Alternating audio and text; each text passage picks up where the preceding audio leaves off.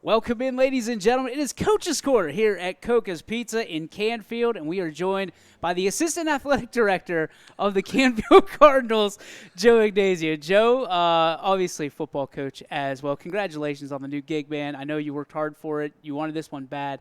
I'm going to go kind of sideswipe the question you get all the time. What made this position so special for you? Yeah, I mean, when I went through the interview process, it was a pretty easy answer for me. It's home. Yeah. You know, I spent a better part of my career at Boardman, 18 years, and then when I left there in December of 2020, Pav reached out to me, and we talked for a little bit, and was actually sitting down with T.J. Parker from Fitch at the same time. And, you know, my kids, we lived in Canfield. The first year I took over in Boardman in 2013, we moved to Canfield. You know, so it was a difficult decision for us then, but, you know, my wife and I knew we wanted something good for our kids, and at the time, the neighborhood I lived in was, you know, all older kids and everybody had moved away. And as soon as we moved to Canfield, you knew it was something special because our neighborhood was packed. It was like when I was growing up as a kid in Boardman, you know, I'd have neighborhood kids running through my front door, not knowing who they were, and our kids running around till all hours, till sunset and things like that. And that's exactly what we wanted for our kids, and I knew it was going to be something special then. When you look at, you know, this team particularly, I mean, this will be the team that you remember for a while. This is your first group. When you look at what you have at the senior level, what speaks out to you? Yeah, so it really hit me the other day. We had Meet the Team, and it kind of started a new tradition the other day. I was able to, with all the community members and parents there, we had just voted for our captains that morning. So I decided just on a whim just to grab their families and pull them down to the football field and announce in front of their parents and some of their siblings, you know, to each one of them that they had been elected by their Wow. teammates, captains, and to see the excitement and the jubilation on their faces. And some of those guys just embrace each other and then call me over for a picture with everybody. It means a lot from that senior class. You know, I think they know and understand the tradition that is you know, been a part of Canfield football forever. And when you hear them talk earlier about guys like Danny Inglis and Brock Lowry and Scott Eaton and Vince Luce and Santino Coca, you know, they're those guys this year, and they know and understand that every year we graduate those guys, and Canfield's always found a way to replace those guys and have guys step up, and this senior class will be no different. What's incredible is it's a perfect segue into the next question. You got a coach that has had so much success at Canfield, and it's, you know, guided this program, molded this program, and much like, and I know there's not bad blood, but it's the crosstown rivalry in South Range. Dan Yeagley moves on. Dave Rock comes in. I mean, have you talked to him about kind of the same situation that you guys are in? No, you know, we don't really get the chance to cross paths too much, maybe at a coach's clinic and things like that. But, you know, he came in and clinicked us when I was on the defensive side of the ball about certain things that they were doing in coverage and things like that in the offseason last year. Wally Hurley, our defense coordinator, and I sat down with him, and he was phenomenal. And at one point, he coached at Canfield under Pav, oh, wow. I think, for a year. Yeah, so it was nice to have that. It's always nice to have the camaraderie of Northeast Ohio football coaches is amazing. And, in fact, it reaches across the state. Even when we go down to Columbus for the clinic, it's like you come across guys that you meet new guys every year. But those guys that you get to catch up with that you've crossed paths with in your career, it's amazing the brotherhood of coaches that we have. And Northeast Ohio is some of the best football that you play across the country. Your coaching staff. I mean, a lot of people are talking about you. I know coaches love talking about their coaching staffs because they put in so much time and effort, and they kind of get looked over because it's the tip of the pyramid, the tip of the spear. Talk about your coaches this year and what they mean to this program. Yeah, so I remember, I mean, when Pav announced that he was retiring, you know, we were all in shock. You know, he came in and closed the door, and, you know, a lot of us, you know, we cried, we embraced and celebrated him and his career. But I remember just a few weeks later, sitting right at that table right there, we decided to meet. And, you know, it was important enough for us that we tried to figure out a way that we could keep the staff together, Stick that they were that special. We knew that going through the state championship run. It's very rare that you get a group of players and, more importantly, coaches that genuinely care like they do. And I'm not saying guys in this profession don't care about kids, but that just gel together and things work and, you know, everything's cordial. And I'm not saying that we don't have moments in the coach's office where you don't want to strangle the guy sitting next to you, right? But we've always gotten over things quickly, and we fed off each other and the competitiveness, and we knew that we wanted to keep that staff intact, and we were able to do that. There's a lot of people, a lot of talking heads that are counting this team out. Why should they not? Why should people look at this Canfield team and say, okay, this is going to be the status quo, looking for the playoffs, looking for potential championships? Yeah, we're just not a program that lives based on excuses. We could sit there and dwell on small senior class, banged up through our scrimmages. We can go on and on and on, but we just don't do that. We instill them, number one, be a man of character. But they know the type of football that we want to play here. Physical in the run game, physical defensively, and let Friday nights take care of themselves through those things.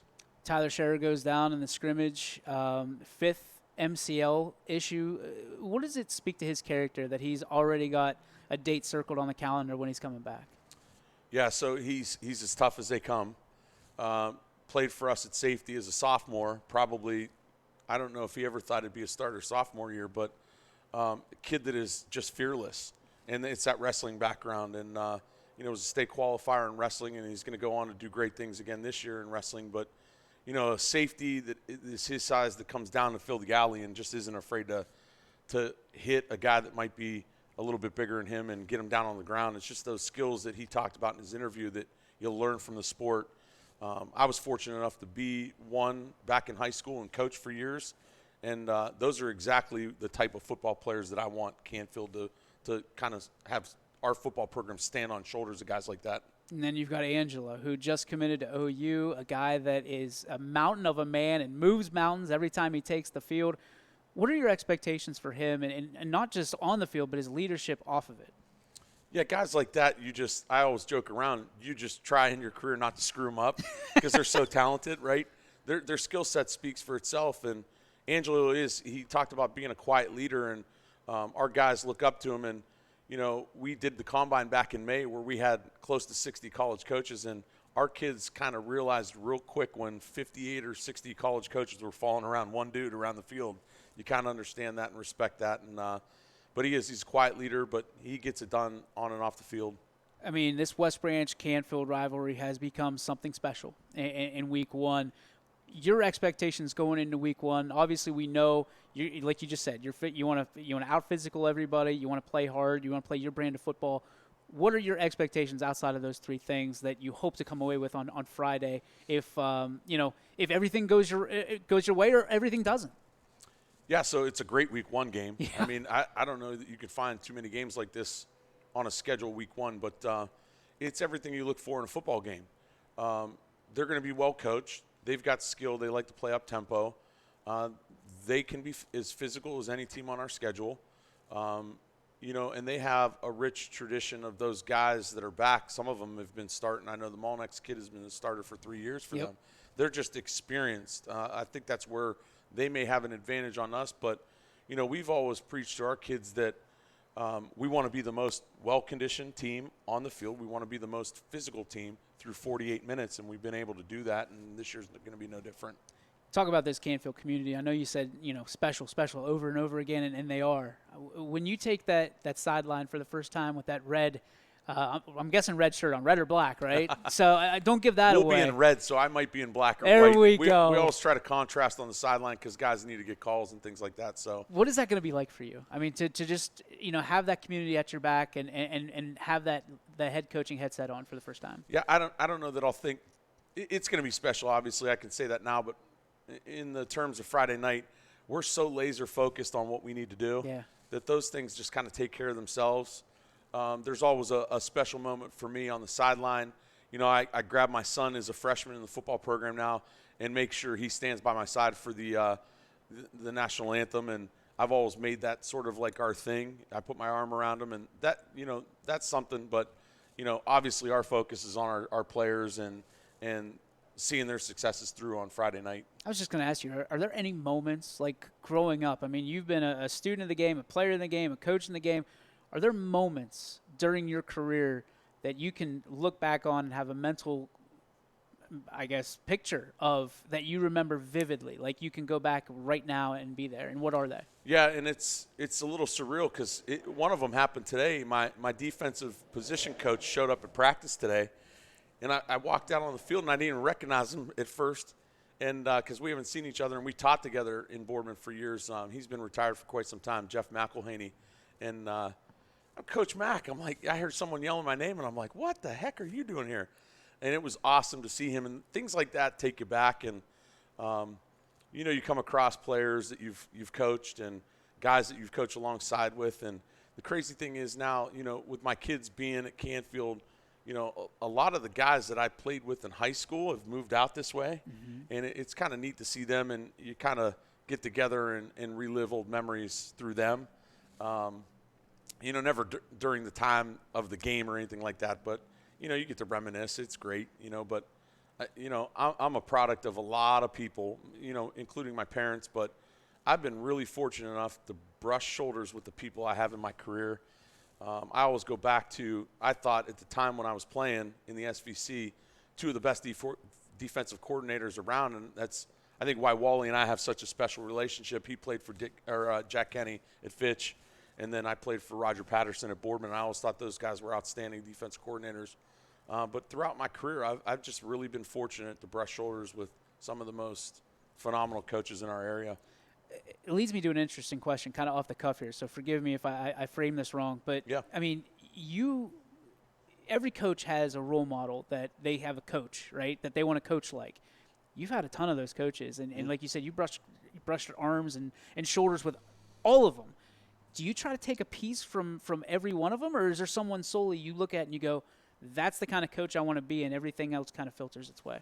No, it's like that jigsaw puzzle question you asked Angelo. Yeah, really, you try to take a piece away that you think will benefit kids and have an impact on their lives in the best way possible.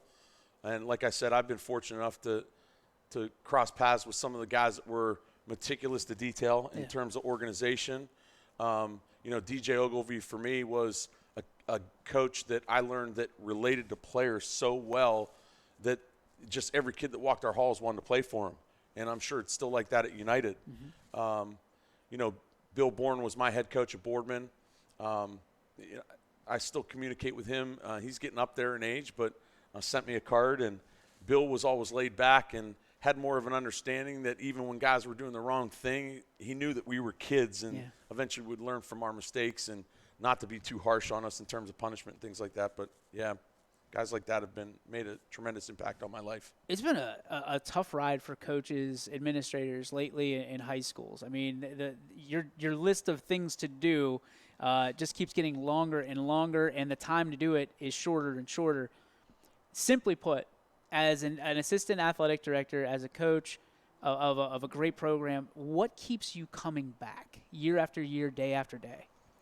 Yeah, it's like you got to be even keel with everything. You can't ride the highs too high and the lows too low. And, I always remind myself and our staff that you just got to remind yourself it's everything you signed up for.